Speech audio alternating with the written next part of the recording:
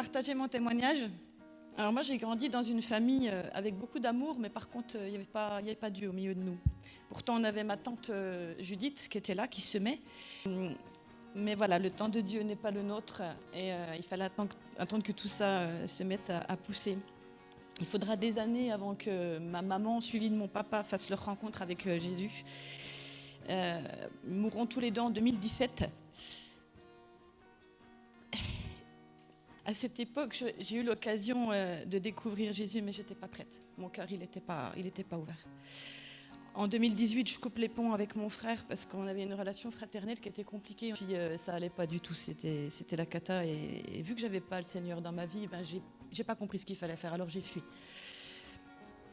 En 2020, je me sépare du papa de mes enfants et je pars vivre avec ma meilleure amie. Donc, on en a parlé tout à l'heure avec Bastien. Elle venait de se séparer aussi, donc on se dit bon allez, une petite coloc, allez. Donc voilà, on se fait une coloc avec 6 enfants. Et puis dans les temps suivants, je me mets en couple avec un homme, il me paraît parfait. Il devient mon tout. Et puis il y a des signes avant-coureurs, mais je veux pas voir. Je veux pas. Voilà. Alors moi, la rencontre avec Jésus, je vais reparler un petit coup du frérot parce que ça vient de mon frère en fait. Donc comme mon fils vous l'a dit tout à l'heure, Bastien c'est mon fils, pour ceux qui ne savent pas.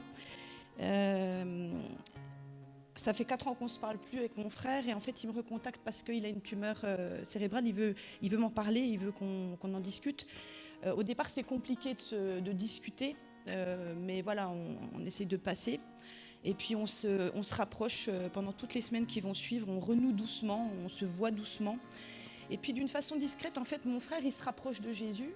Le Seigneur vraiment devient son rocher et son puissant soutien. Ma tante Judith le guide sur le chemin de Jésus. Et puis on en parle de plus en plus. Et puis vient l'opération et mon frère a une paix, mais qui est inexplicable. Il va passer sur le billard, on va lui ouvrir la tête comme ça, et il n'a pas peur. Il a peur de rien, il est en paix. Alors ma belle-sœur et moi, on se regarde, on se dit mais comment il fait pour être aussi calme? Et lui, cette paix, elle est inexplicable. Ben oui, parce qu'en fait, il a la paix de Dieu. Nous, on a la paix du monde qui sert à rien, mais lui, il a la paix de Dieu. Lui, Jésus est déjà venu le visiter. Lui, il sait qu'il est là, il a tout compris, et en fait, il a peur de rien. Et il a raison. Il a raison parce qu'en fait, il se fait opérer et par un chirurgien incroyable, très humble, qui lui dira d'ailleurs j'ai fait que mon boulot monsieur, mais je me souviendrai toujours de la phrase que mon frère m'a dit quand il est sorti du bloc, il est remonté dans la chambre, il m'a dit tu sais, le chirurgien n'était pas seul. Et je lui ai dit oui je sais mon frère. Avec toutes les prières qu'il y avait eu, l'église Impulsion dont mon fils a parlé tout à l'heure, il se réunissait à plusieurs reprises dans la semaine et c'était le centre des prières, c'était le sujet de prière. Et on sait que le Seigneur, il a agi. On sait que c'est lui qui a opéré avec les mains du chirurgien. Comme l'a dit mon fils tout à l'heure, il a donné une phrase magnifique. Il a dit, il s'est servi du chirurgien comme un instrument dans ses mains. Amen, il a raison. Il a raison, c'est exactement ça. Et mon frère, il aurait dû normalement monter en neurochir soins intensifs. Il passera jamais par cette case-là. Il n'aura jamais de séquelles. Son nerf optique qui était complètement écrasé... il est guéri ou pas? Que je ne dise pas de bêtises. Il est guéri. Alléluia, il est guéri. Voilà. Merci. Amen. Ouais. Merci. Merci Seigneur. Voilà. Et là, il me dit, ma soeur, est-ce que quand j'irai mieux, tu iras à l'église avec moi? Je lui dis oui. Mais je ne vais pas aller à l'église pour moi. Parce que moi, à cette époque-là, je me pense qu'on est au mérite avec le Seigneur, alors que pas du tout. Pour moi, je ne le mérite pas, je ne suis pas une bonne personne. Mais j'y vais pour lui. Je vais pour mon frère. Puis j'ai vu ce que le Seigneur a fait, donc j'ai envie de remercier. Je sais qu'il existe, je sais qu'il est là, mais je pense qu'il ne m'aime pas. Cette année-là, c'est aussi les 4 ans de mon petit dernier. La maîtresse est réputée, mais pas dans le bon sens. Elle est tyrannique, elle hurle, elle rabaisse, et Owen fait partie de ses cibles. Et au fil des mois, il me dit qu'il est nul, qu'il est moche, qu'il est méchant, qu'il n'y arrivera jamais. En fait, c'est cette femme qui lui dit ça. On arrive à un stade où il ne peut plus aller aux toilettes, il est complètement bloqué, il est constipé, et, il hurle sans arrêt, il est dans la douleur, ses muscles de jambes se tétanisent. Et toutes les nuits, Il se réveille, je le masse, je le rassure, et moi je ne redors pas, je pleure, et je prie pour prendre sa douleur. Je ne comprends pas pourquoi il souffre. Je ne comprends pas pourquoi on doit passer par cette épreuve. Je suis désespérée et il refuse d'aller à l'école. Alors on va organiser un rendez-vous avec l'équipe pédagogique. On va au rendez-vous et mon frère il me dit juste avant, garde ton calme. Parce qu'il me connaît, il connaît mon caractère, j'ai encore pas du tout changé. Hein. Mais à cette époque-là, Galates 5.22, mais le fruit de l'esprit, c'est l'amour, la joie, la paix, la patience, la bonté, la douceur et la maîtrise de soi. Ah ben moi, j'ai pas grand-chose. Hein. La maîtrise de soi, la patience, hop, voilà, hop, ça s'est fait. Du coup, bah, forcément, je vais répéter une phrase que Julien a dit ce jour-là. Elle m'a fait du grand aurore. C'est ce qui c'est vrai ou pas? Bah oui, parce que j'ai pété un boulon. Là, je rigole, mais je rigolais pas. Hein. Donc ça se passe super mal. Elle m'accuse de choses inacceptables à l'encontre de mes valeurs. Je contre-attaque. Je suis agressive, enragée, comme une lionne qui défend son petit. Mais j'ai rien compris. Je lui donne du grain à moudre et je tombe dans le piège. Et me voilà obligée de me justifier, d'argumenter. Et bien sûr, il faut un écrit pour mes excuses, parce que là, elle est capable de tout. Elle est capable de tout. Je vais rentrer chez moi dans un état d'anxiété très élevé. Je vais appeler mon psy qui me valide la rédaction d'un mail d'excuses. À ce stade, en fait, j'essaye de sauver la situation par moi-même parce que voilà, c'est comme ça. J'appelle mon frère, je lui dis, je lui raconte. Il me dit, on va appeler Judith. Non, si, on va appeler Judith. Sans compter sur la tête de pioche qui est mon frangin, hein, n'est-ce pas? Donc, qu'est-ce qu'il fait? Il raccroche, il appelle la tante, et puis la tante m'appelle, n'est-ce pas? Voilà. Et je raconte, mais ma tante me dira quelque chose qui va tout déclencher. Mais de quoi as-tu peur? Tu te souviens, Juju? De quoi as-tu peur? Et c'est là que je lui dis, je suis une mauvaise personne. J'ai fait des choses que j'aurais jamais dû faire et dit des choses que j'aurais jamais dû dire. Qu'est-ce que tu veux qu'il fasse de moi? Et elle me dit, est-ce que tu veux changer? Et je lui dis oui, je veux changer. Est-ce que tu veux que je prie pour toi? Et je lui dis oui. Et là, il se passe quelque chose de dingue, c'est inexplicable. Ma tante prie, pourtant elle a déjà prié à de nombreuses reprises, mais cette fois-là, tout au long de la prière, en fait, je pleure. Je ne peux pas m'arrêter de pleurer. Et en fait, c'est pas des larmes de tristesse. Je ne sais pas exactement ce que c'est. Je ne peux pas vous expliquer ce que c'est, mais en fait, je pense que ce jour-là, je ressens pour la première fois l'amour de Jésus qui m'inonde. Et là, elle me dit, est-ce que tu veux demander pardon au Seigneur? Oui, bien sûr. Alors, tu vas me raccrocher, tu vas aller te mettre dans ton coin. Et puis, et tu vas aller prier, tu vas aller lui demander pardon. Puis tu peux même lui donner ton cœur si tu en as envie. Parce que là, c'est le moment. Alors je lui dis oui. Je vais m'isoler.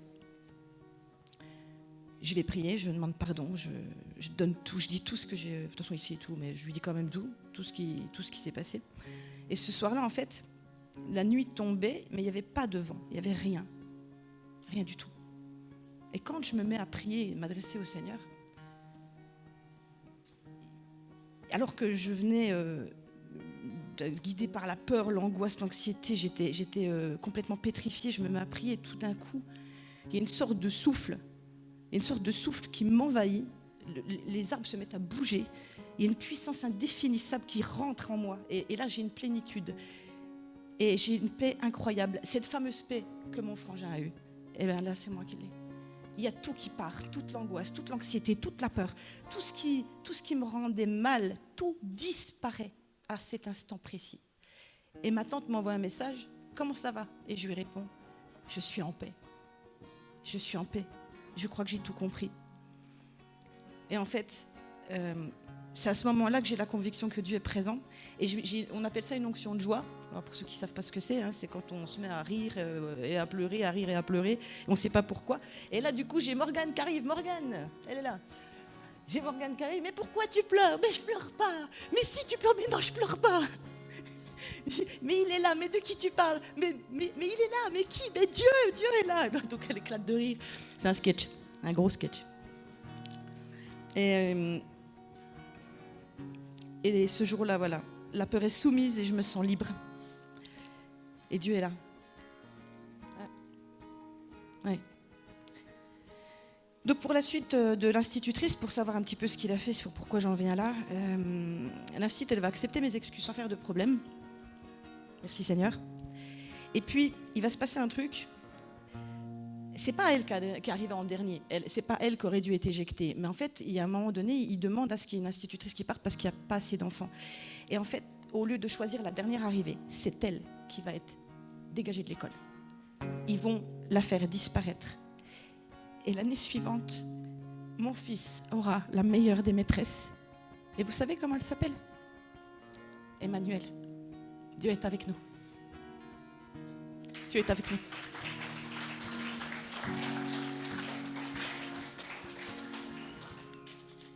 Et cette femme a été vraiment l'élément pour sauver mon gamin de cette école qui lui faisait tant peur. À cette époque, je suis amoureuse de cet homme dont je vous ai parlé tout à l'heure et je ne suis pas vraiment prête à voir son vrai visage. Plus je me rapproche de Christ, plus son comportement change. Je vois de plus en plus clair en lui. Et mon cheminement est brutalement stoppé par un clash dont vous a parlé mon fils, entre moi et ma petite Morgane. Voilà, donc, comme il vous l'a dit, on s'en va. Et moi, je suis très en colère après le Seigneur parce que je ne comprends pas pourquoi il a permis ça. Alors, je m'éloigne, mais pour le plus grand plaisir de cet homme qui va devenir mon seul soutien, finalement. Je me retrouve toute seule. Je m'égare, mais régulièrement, j'entends ces mots « Pardonne, Morgane ». Non, Seigneur. Pardonne, Morgane. Non, non, j'ai pas envie. Non. C'est pour ça qu'il vous a parlé de non-pardon, parce que ça, on en a déjà discuté. Je ne voulais pas obéir. Puis un jour, il y a ce miracle qui se produit, avec le sang qui coule de ma main. Mon fils vous en a parlé tout à l'heure, je ne vais pas en reparler. Et c'est ça qui va faire que je me dis, en fait, il ne m'a pas du tout laissé. C'est moi qui l'ai abandonné. C'est moi qui ai quitté le navire. C'est pas lui, il est toujours là. Il attendait juste que je revienne. Alors, au même moment, je m'aperçois en fait que je suis en train de livrer un combat qui ne m'appartient pas, c'est-à-dire que je me fatigue pour cet homme qui ne sert à rien du tout dans ma vie finalement. Il panique parce qu'il voit que je vais pardonner ma meilleure amie et du coup elle va revenir dans nos vies, elle va reprendre la place. Il devient de plus en plus méchant, parfois même violent, parce que je ne l'écoute plus. Mais en février 2025, il va se blesser gravement. Ça fait des mois qu'il me fait vivre un enfer. Et que je reste et que je prie. Et que je prie plus pour lui, je prie pour moi. Mais malgré tout ce qu'il me fait endurer, je prends soin de lui. Je le lave, je le soutiens, je l'entoure. Je laisse tout de côté. Puis un soir, alors que je le laisse déverser toute sa colère et sa peine, parce que forcément il n'était pas bien, c'est pas parce que c'était un gros pervers narcissique qu'il n'avait pas le droit d'avoir des sentiments. Je le laisse seul, parce que je suis appelée à prier, je suis appelée à louer, je vais dans ma cuisine, j'obéis, je mets la louange, je finis à genoux. Et quand je crie à Dieu pour l'aider, pour lui enlever cette souffrance, parce que c'est insupportable de le voir souffrir comme ça, le Seigneur me baptisera ce soir-là. Je comprends bien plus tard pourquoi il me fait cette grâce, parce qu'une épreuve m'attend et j'avais besoin d'être vêtue du Saint-Esprit. J'avais besoin. Alors je vais vous parler un petit peu de Moïse. Tout comme Dieu a travaillé le cœur de Moïse afin que la promesse s'accomplisse, il a travaillé le mien. Il fallait enlever l'Égypte de son cœur, alors il a mis en lumière les vérités, les origines, les traitements abusifs sur les Égyptiens envers les Hébreux. Et la colère a envahi Moïse, il a commis l'irréparable. Mais c'est ce qui a fait qu'il est parti, qu'il a traversé son désert et que Dieu l'a façonné à ce moment-là, pour qu'il puisse accomplir la promesse. Ce que je veux dire, c'est que la vérité, elle libère, parfois, même si c'est difficile de l'entendre, même si c'est difficile de la vivre. Alors j'ai demandé à Dieu qu'il mette en lumière la vérité, qu'il ouvre mes yeux. Ce que j'ai vu m'a fait mal. J'ai vu du mensonge, la trahison, des addictions qui perduraient. J'ai pris conscience que ce qui me rendait captive, mon Égypte à moi, c'était lui. J'ai crié à Dieu, je le quitte maintenant. Silence. Ah, les silences de Dieu. Seigneur. Parfois, le Seigneur, il vous envoie des colombes, c'est des chrétiens. Et parfois pour vous aider. Et parfois c'est des corbeaux, des musulmans, des bouddhistes, des non-chrétiens. Dieu il m'a envoyé une colombe. Elle est juste là. Elle s'est déjà affichée tout à l'heure, c'est Nathanaël. Je comprends pourquoi il t'a choisi toi. Parce que tu avais vécu la même chose. Je ne sais pas pourquoi, alors que je ne la connais pas. On se retrouve à passer un moment ensemble en voiture. Ce n'était pas du tout prévu comme ça. J'étais censée être avec cet homme-là. Et finalement, je me retrouve dans la voiture avec Nathanaël. Et je ne sais pas pourquoi je me livre. Et la discussion mène à la réponse que j'attends. Il est temps que tu te libères. Laisse cet homme. Voilà ce qu'elle me dit. Il n'a pas utilisé ma famille ou mes amis, je ne les aurais pas écoutés. Parce qu'ils n'allaient pas être neutres. Alors que Nat, elle ne me connaît pas. On chante ensemble à la chorale. Elle ne sait rien de cet homme. Et tout ce qu'elle entend, c'est la réponse de Dieu. Et elle me la donne. Maintenant, il est temps. Il est temps. Et mon désert commence. Alors je prie et je loue sans cesse. D'ailleurs, c'est marqué dans la Bible. Prier sans cesse dans toutes circonstances. Et là, Dieu façonnera mon cœur. Mes peurs deviennent du courage. Je puise ma force dans la parole. Si je ne dors pas, je me nourris. C'est-à-dire que j'ai ma Bible et je lis jusqu'à ce que je me rendorme. Et quand je me réveille, je recommence. Donc du coup, j'ai quasiment terminé la Bible. Là, totalement. Je cherche sa face encore. Et je le remercie même lorsqu'il fait silence. Parce que j'ai compris que j'ai besoin de ces silences-là pour grandir dans ma foi. Je pleure, mais j'avance encore, parfois sans puissance. Le Seigneur m'entoure de ma famille, avec qui je passe beaucoup plus de temps. Mon frère, ma tante, mon oncle, ma cousine. Je retrouve une relation extraordinaire avec mes 3 meilleurs amis. On se retrouve comme avant. Et je vais reprendre exactement les mêmes termes que mon fils et Nat. Et on se retrouve avec une vraie famille spirituelle. Vous tous, en fait, qui allez vraiment être d'un grand soutien, vraiment. Et il me faudra seulement 3 mois pour guérir d'un pervers narcissique, alors qu'il faut des années de psychothérapie sans le Seigneur, des années. Dans mon désert, le Seigneur m'a fait entrer aussi 2 corbeaux dans ma vie, avec des missions différentes. L'un d'entre eux va être un peu plus important que l'autre. Il va m'apprendre à refaire confiance aux hommes. Il m'entoure, me réconforte quand l'anxiété prend le dessus. Il m'apporte de la sécurité et de la sincérité, chose en quoi je ne croyais plus, à cause du monsieur d'avant. Mais je m'égare. Et le Seigneur m'envoie un songe pour me mettre en garde. Ce n'est pas mon futur mari. C'est un ami de qualité, il doit rester à sa place.